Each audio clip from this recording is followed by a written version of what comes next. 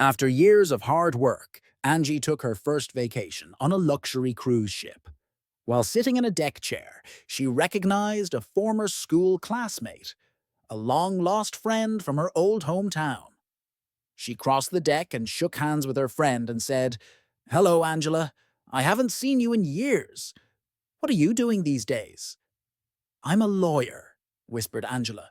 "But don't tell my mother. She still thinks I'm a prostitute." Little Johnny's newborn baby sister just wouldn't stop crying one day. Annoyed, little Johnny asked his mom where they had got her from. "From heaven," replied his mom. "Well, I can see why they threw her out." Last night, around 11:50 p.m., my daughter gently woke me up. We just picked her up from her friend's birthday party a couple of hours earlier. My wife tucked her into bed while I passed out watching the Braves game. "Daddy," she whispered, tugging on my sleeve, "guess how old I'm going to be next month?" Still half asleep, I smiled and said, "I don't know, sweetheart. How old?" She grinned and slowly held up 4 fingers, not her own, just 4 small fingers. It's 7:30 a.m. now. My wife and I haven't slept. We've asked her 100 times, but she won't say where she got them. And she just keeps smiling. Sleep is no longer the biggest concern in this house. 5 surgeons were taking a coffee break and discussing their work. The first said, "I think accountants are the easiest to operate on. You open them up and everything inside is numbered." The second said, "I think librarians are the easiest to operate on. You open them up and everything inside is in alphabetical order." The third said, "I like to operate on electricians. You open them up and everything inside is color-coded." The fourth surgeon said, "I like engineers. They always understand when you have a few parts left over at the end." The fifth one said, "I like to operate on lawyers. They're heartless, spineless, gutless, and their heads and their butts are interchangeable." A wild Karen stormed into the coffee shop, snatched her fancy order, took a sip, and froze like she just discovered betrayal in a cup. "Excuse me," she shouted. "This coffee is stale. I demand a fresh one. Now." The manager, a caffeine warrior on his 8th shift this week, replied, "No problem, ma'am. I'll make it myself." 5 minutes later, he returns with a fresh cup, crafted with love, stress, and mild trauma. Karen sips, instantly spits. "This tastes like dirt," she screams. Without blinking, the manager smiles and says, "It should. It was ground 5 minutes ago." Even the coffee beans were giggling. Linda had just about had it. Her husband Mark was late again. 3rd time this week, off playing golf like he didn't have a wife waiting at home with cold dinner and hotter temper. So she decided to teach him a lesson. She scribbled a dramatic note and left it on the dresser. "I can't do this anymore. I'm leaving. Don't come looking for me." Then she crawled under the bed to see his reaction when he found it. A few minutes later, she heard the front door open.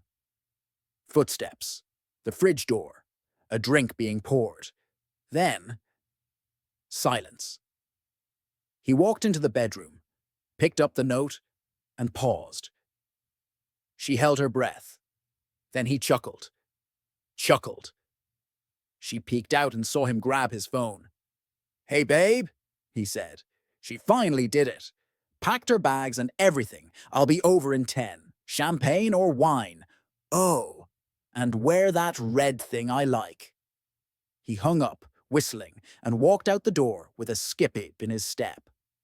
Linda was furious. Her blood boiling, she crawled out from under the bed, ready to scream and throw every golf club he owned out the window. But then she saw the note. He had written something under her message. "Nice try. I can see you under the bed. Also, we're out of milk." Dorothy and Edna, 2 elderly widows, are talking. Dorothy says, "That nice George Johnson asked me out for a date.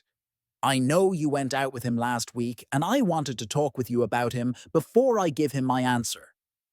Edna replies, "Well, I'll warn you about what happened last week. George showed up at my apartment punctually at 7 p.m. dressed like such a gentleman in a fine suit, and he brings me such beautiful flowers. Then he took me downstairs, and what's there but a luxury car, a limousine, a uniformed chauffeur, and all. Then he took me out for dinner, a marvelous dinner, lobster, champagne, dessert, and after dinner drinks. Then we went to see a show. Let me tell you, Dorothy, I enjoyed it so much, I could have just died from pleasure. But then we were coming back to my apartment, and he turns into an animal. Completely crazy, he tears off my expensive new dress and took his way with me 2 times. Dorothy exclaims, "Goodness gracious! So you are telling me I shouldn't go out with him?" Edna smiled.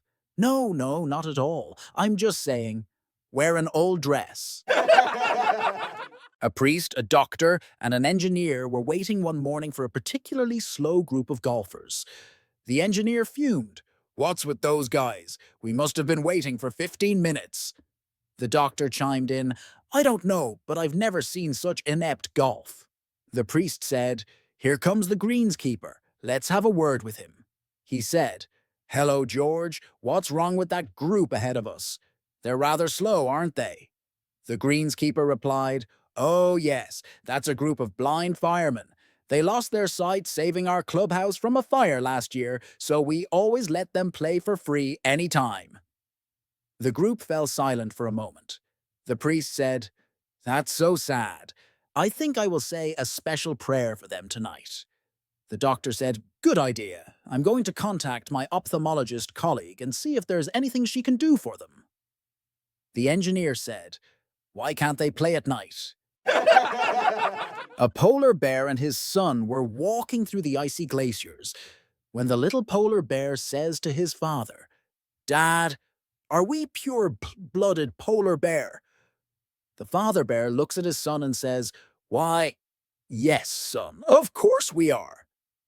The next day, the little polar bear is hunting for seals with his mother, and in the middle of the water, he stops and says, "Mama, are we pure-blooded polar bears?" Mama bear looks at her cub and says, "Oh, son, of course we are."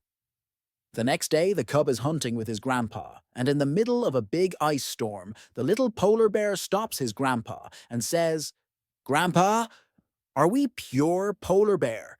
Like, we don't have any black bear, or grizzly bear, or California brown bear mixed in with us?"